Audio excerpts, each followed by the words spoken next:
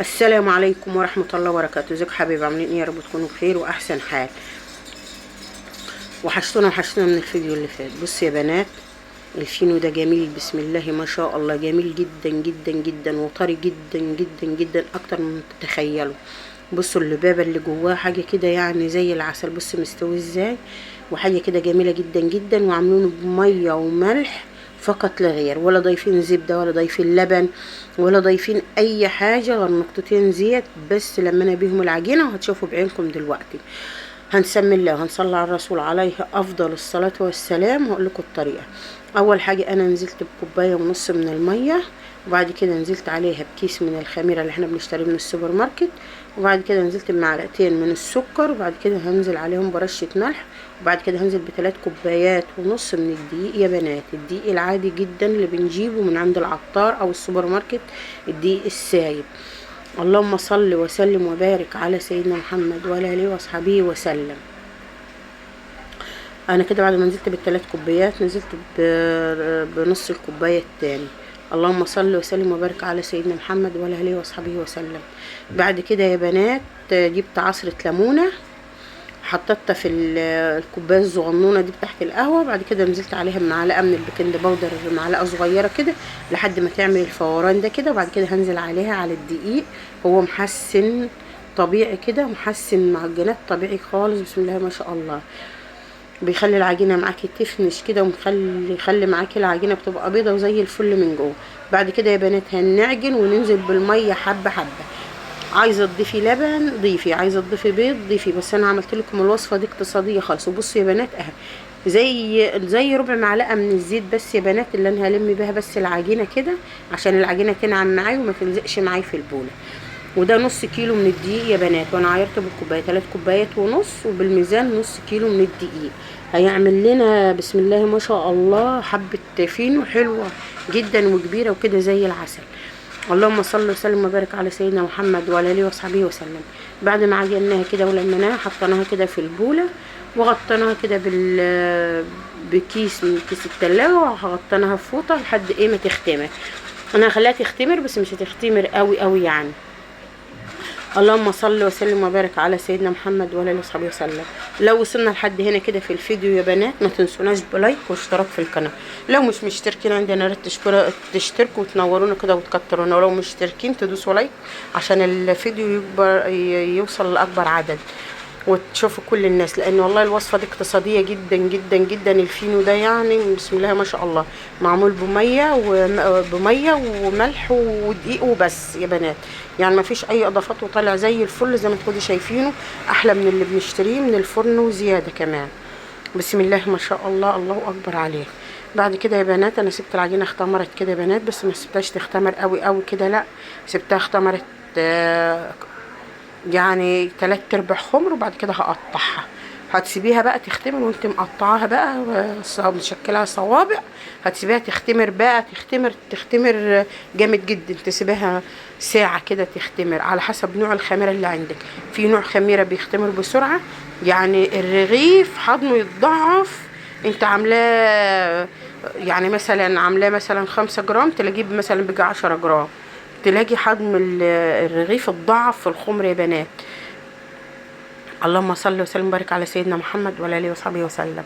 بعد كده هقطع كده العجينه كده، انا هقطعها 12 كوره يا بنات، هقطعهم 12 كوره بكده بعيني كده، يعني ال 12 كوره كده زي البيضه الكبيره بسم الله ما شاء الله، يعني او اكبر من البيضه الكبيره كده شويه. هنعمل كده عيش حلو كده بسم الله ما شاء الله.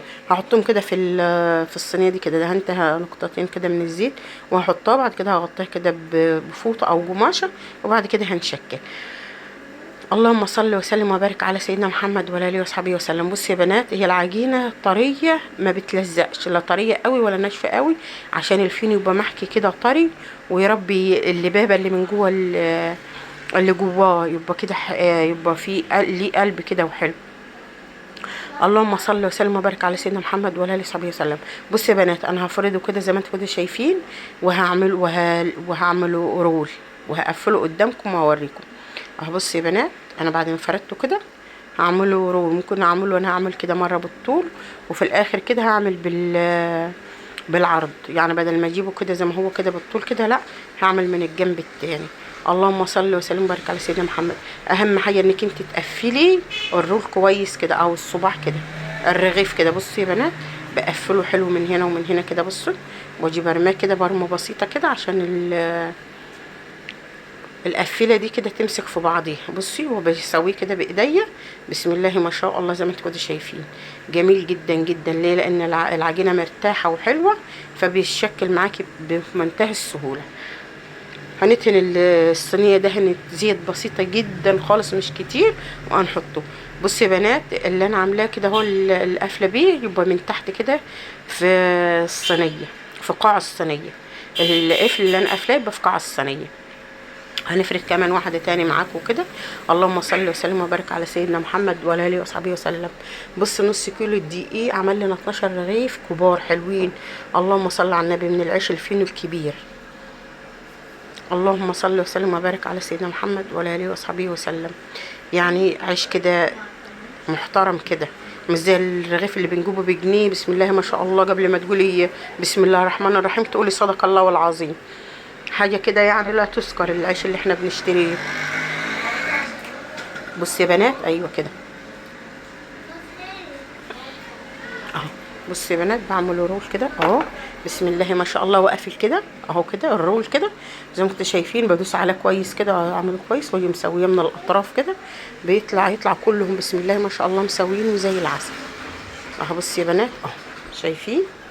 جميل جدا جدا جدا جدا، ما شاء الله ما شاء الله. هنحطه كده في الصينيه، هنحطه على القفل اللي احنا قافلينه كده.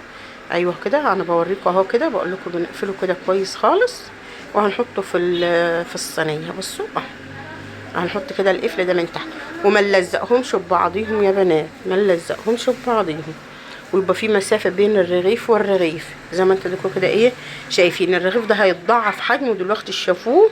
بسم الله ما شاء الله. انا ما حطيتش اي اضافات، حتى الوش ما دهنتهوش لبن، ما دهنتهوش بيض، دهنته لبن. اللهم صل وسلم وبارك على سيدنا محمد وعلى اله وصحبه وسلم. هنفرد كده تاني يا بنات زي ما انتوا كده شايفين. ممكن لو تعملوه كده زي ما هي كده دويره كده صغيره، وتعملوه برده تبرموه رول كده، هيتفرد برده معاكم، لان العجينه كل ما بتقعد كل ما بترتاح، وبتبقى سهله جدا جدا جدا. بسم الله ما شاء الله. انا هوريكم تاني. بصوا اهو الطريقه التانيه دي كده. بصوا اهي، شايفين يا بنات؟ ما شاء الله ما شاء الله. يعني اهي كده هنقفلها كده. بصوا الحته الصغيره كده بشدها، انا بعمل معاكم بالراحه واحده واحده اهو، زي ما انتوا كده شايفين، بالبطيء خالص اهو. بقفلها كده واقفل الاطراف كده، واجي برماه زي ما انتوا هتشوفوا كده. بسم الله ما شاء الله، بيطلع في منتهى الجمال. بسم الله ما شاء الله، احلى من اللي بنشتريه من الفرن بكتير، واوفر وانضف زي ما انتوا كده شايفين اهو. بصوا يا بنات، هحطه كده. دي الصينيه التانيه دي كده، هنحط برده القفل من تحت زي ما انتوا كده شايفين اهو، او الصاج التاني اهو زي ما انتوا كده شايفين. بسم الله ما شاء الله. يعني الحاجات اللي بنعملها في البيت يا بنات بتبقى اوفره جدا جدا. انا بفرد من غير دقيق، تحط نقطه زيت على المفرش او على الرخامه، وتفردي نقطه زيت صغيره خالص، ما تكتريش، عشان بس ايه العجينه تفرد معاكي على طول، ويمسك معاكي في المفرش، ما تتعبكيش. والعجينه لما تسيبيها بترتاح، بتبقى حلوه خالص. بصوا يا بنات، بصوا اهو، يعني منتهى السهوله. بصوا شايفين؟ بسم الله ما شاء الله، الله اكبر عليه. حاجه تحفه تحفه. احنا داخلين في موسم المدارس، خلاص دخلنا على موسم المدارس. بدل ما نروح نشتري كل يوم، ممكن تعملي كميه وتحطها في الفريزر، وكل يوم تطلعي بالليل كده حبه على قد السندوتشات اللي هتعمليها، والصبح تحشيها. بسم الله ما شاء الله. او الصبح عقبالة ما تلبسي انت والاولاد كده، تحطوها على الرخامه كده، بسم الله ما شاء الله، هتفك معاكي وهتحشيها سندوتشات. وممكن تحشيها منها فيها جبنه او لانشون، او الحشوه اللي انت هتحشيها، وهتحطها في الفريزر، ينفع معاكي جدا جدا. انا بقول لكم بصوا، لازم يبقى في مسافه بين الرغيف والرغيف، عشان هما كده كده هيختمروا وهيتضاعف حجمهم، عشان ما يلزقوش في بعض زي ما انتوا كنتوا شايفين. بصوا العجينه كل ما بتقعد كل ما بترتاح، بتبقى سهله حتى بالايد، بتفردي بالايد زي ما انتوا كنتوا شايفه. بصوا من غير نشابه ولا مردنه ولا اي حاجه، كل العجينه ما بتقعد كل ما بترتاح. بصي منتهى السهوله. شايفين يا بنات؟ تحفه تحفه بسم الله ما شاء الله.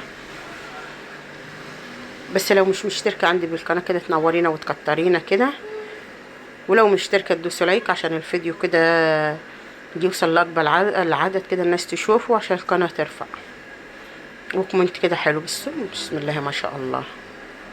شايفين؟ سهل جدا جدا جدا والله، سهل جدا جدا. الشجاعهم يعملوا كده لاولادك لو بيروحوا دروس والمدرسه هتفتح، يعني الحاجات دي كلها محتاجينها كده ايام المدارس. كل سنه وانتم طيبين.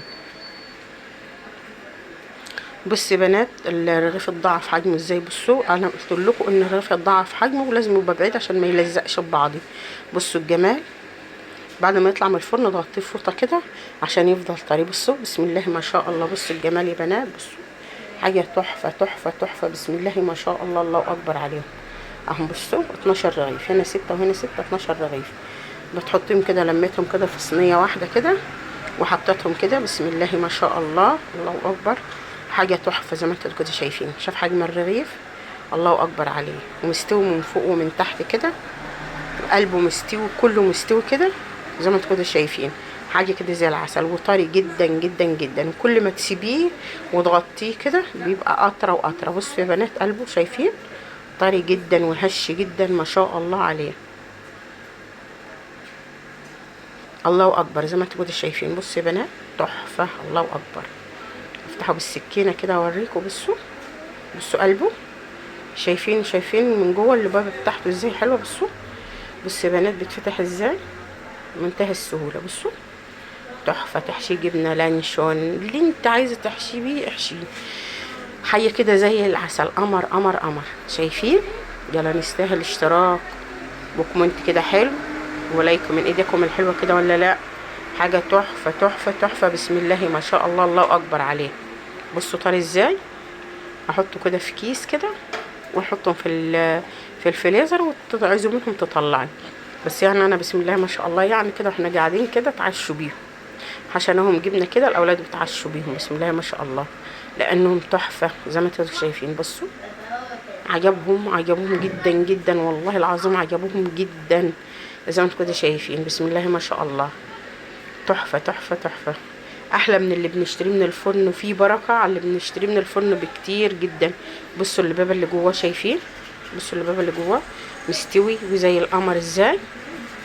طبق الجبنه زي ما انتم كده شايفين اهو جنبي كده، وبحشيلهم كده وبناكل منهم على طول بسم الله ما شاء الله. يعني اللهم صل وسلم وبارك على سيدنا محمد وعلى اله وصحبه وسلم. كل سنه وانتم طيبين. عام دراسي كده علينا يا رب يكون سعيد علينا وعلى الامه كلها. والسلام عليكم.